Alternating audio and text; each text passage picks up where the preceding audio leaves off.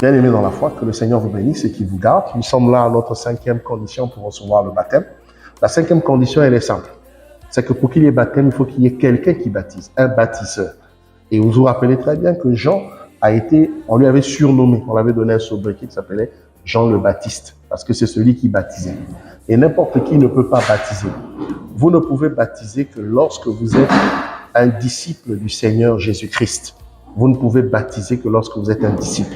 Donc le baptême, ce n'est pas forcément les pasteurs, ce n'est pas forcément les apôtres, ce n'est pas forcément quelqu'un de spécial. C'est celui qui a été baptisé, qui est devenu disciple, qui peut baptiser les autres. Bon, maintenant, ce qui est vrai, c'est que dans l'organisation de l'église locale, généralement, le sacrement est laissé comme étant un acte sacré que donne celui qui a été établi ministre de la parole de Dieu, c'est-à-dire pasteur, apôtre, évangéliste, docteur, ainsi de suite. Eux, ils ont reçu mandat dans l'église locale d'administrer les sacrements. Donc, c'est à eux d'administrer les sacrements. Sinon, tout disciple qui va aller évangéliser dans son village, dans son quartier, si les gens croient, si les gens acceptent, si les gens se répandent, il peut baptiser. Donc, ici à l'église, vous allez être baptisé par les ministres que Dieu a établis dans l'église.